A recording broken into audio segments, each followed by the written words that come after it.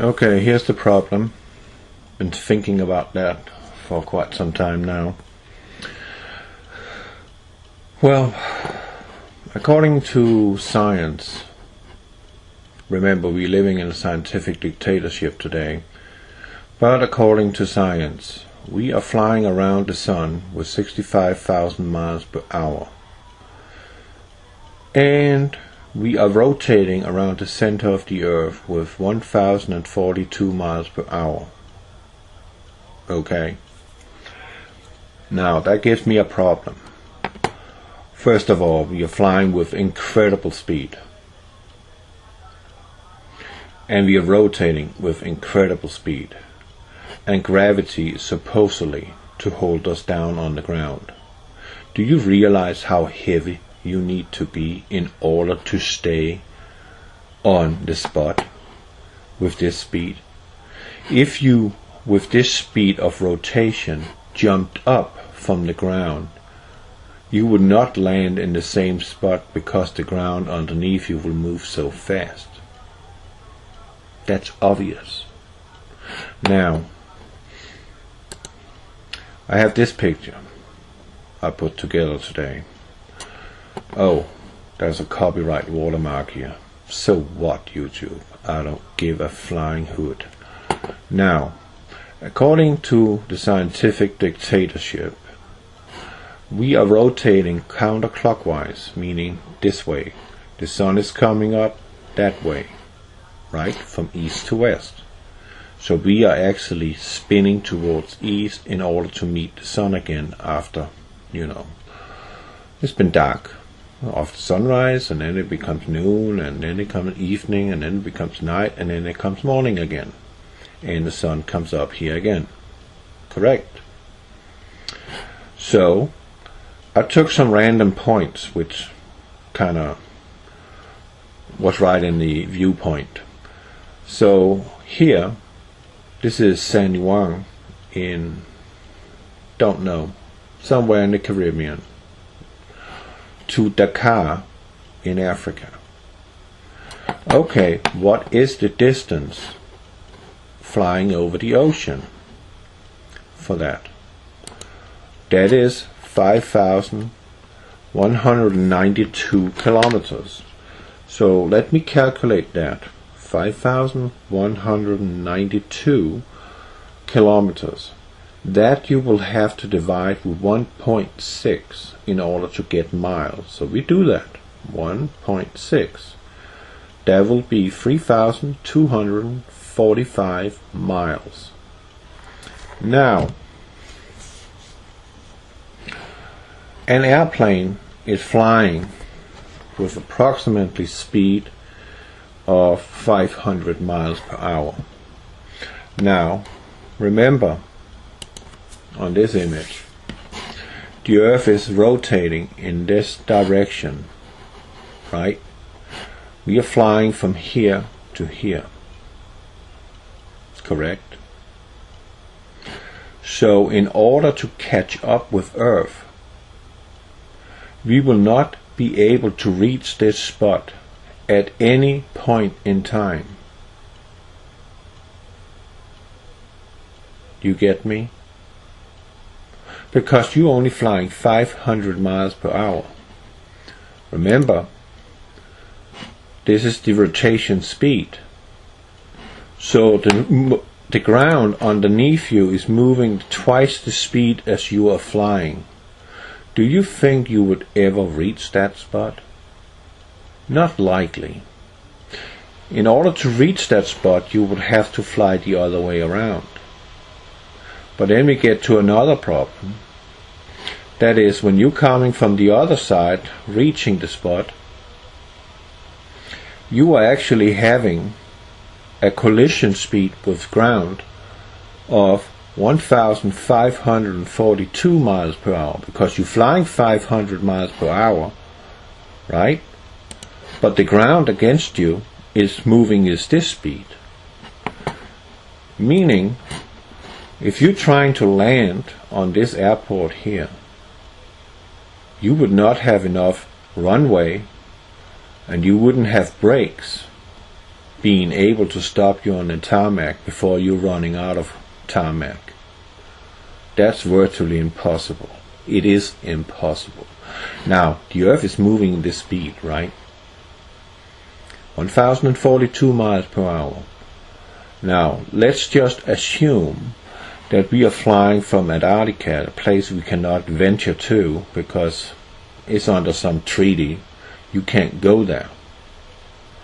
Now, you want to fly in a straight route to Dakar in Africa. Now, the speed is moving this way, right? 1042 miles per hour.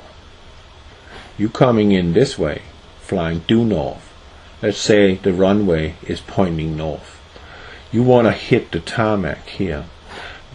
You would have to fly in a circle, in an arch, in order to get over here before this spot gets to here. And when you finally get there, when you hit the ground, your landing gear on this airplane will be T-boned by the rotation speed of 1042 miles per hour. This is surface speed, right? Remember? Around its center of Earth. It don't matter if it's in the middle, in the core of the Earth, or on the surface. If you draw a straight line out through the center of the Earth to the surface, that line is following the same speed. Comprende? So if you're flying in this direction, wanting to land, you have to calculate with that the Earth is moving with 1042 miles per hour. You yourself is running approximately 80 knots. How much that is in miles per hour, I don't know, but it's not very fast in order to land your airplane. You will crash on the surface immediately. But if you're flying from San Juan to Dakar, you will not be able to catch up with the rotation of the speed of the Earth. That's impossible. That means your airplane, your airline, would have to fly faster than the speed of sound. It will have to fly faster than 1042 miles per hour in order to catch up with this spot. Oh no! Yeah, where were we? Well, something went wrong again. I don't get it. Well, you will have to fly faster than the rotation speed of the Earth, meaning your airline will have to fly over Mach 1 in order to catch up with it. Now, I went in and looked at something else. Flight time. It would take 13 hours and 30 minutes to fly from here to here. Correct? That's what it says. 13 hours. Now, so let's do that. Okay? Let's go back again. We were agreeing that 5,192 kilometers divided by 1.6 is 3,245. So, again, you will have to fly faster than the speed of sound in order to get there. Period. So let's do something else. Flight time on this map is 13.5 hours. Flight time is 31 hours and 55 minutes on this flight. Now that's a significant difference in flight time, wouldn't you say? I would. It's kind of unbelievable. But let's just go with that one. 31 hours and 55 minutes. Let's just say that is 32 hours. Okay? So let's divide that with 32. Oh, something went wrong again. What was it? 3,245. 3,245 divided by 32 hours. That means let's just say that, if the Earth is standing still, not moving, your airplane would not fly with more than 101 miles per hour. Then you will have completed that distance of 3,245 miles, given the Earth is standing still. But you're moving with 500 miles per hour over the ocean, correct? So in reality, 3,245 divided by 500 is giving you 6.49. Now you can see what's wrong with this picture, can you? I guarantee you, the Earth is not rotating. The Earth is not a ball, a globe. The Earth is pretty much as what you see on the UN flag. The Earth seen from above looks like that. Look at the flight time. You will still have to fly over the speed of sound in order to catch up. Or maybe you will imagine that you will fly over there like this, over the Atlantic, correct? And then the Earth's rotation eventually will catch up with you. But remember one thing, in order for this spot to move one evolution around itself to get back to the same spot from where this red dot is, that's 24 hours. Now, what's wrong with this picture? Well, I can tell you that. It's pretty simple. Our Earth is not rotating. Our Earth is not a ball, a sphere, a globe. It's a plane laid out on a surface. That surface is called the firmament. Period. This spot is continuously moving away from you if the Earth is rotating.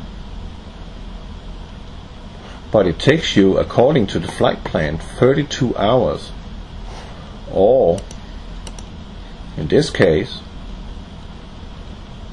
13 hours. But still, you will have to fly faster than the speed of sound in order to catch up with it. And you can't wait for it to come over on the other side if the Earth was rotating. That will be 24 hours. And then you will have the Earth coming rushing towards you, and you are landing here. The ground is moving underneath you. You will not be able to land. It's moving too fast. Or you will say you can land on an aircraft carrier. That's not the same principle. An aircraft carrier is not moving 1,042 miles per hour. Its top speed is probably 50 knots.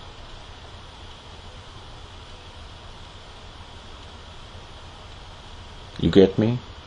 And what does the airplane have?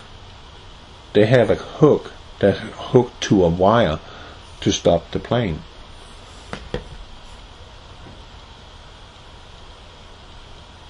Does that explain it to you at all? Does it make sense to you? You've been lied to. This is a lie. It cannot be done. It's impossible. And another thing, no scientist on planet Earth has yet to discover movement of our planet. And the so-called gravity has nothing to do with gravity. That's another lie. What is holding you to the ground is the density of your body. That defines that you are standing on the ground. And if the gravity is capable of holding you to the ground, then a bird will never fly in the sky, because it's much lighter. It'll be crushed towards the ground. Well, there you got it. Over and out.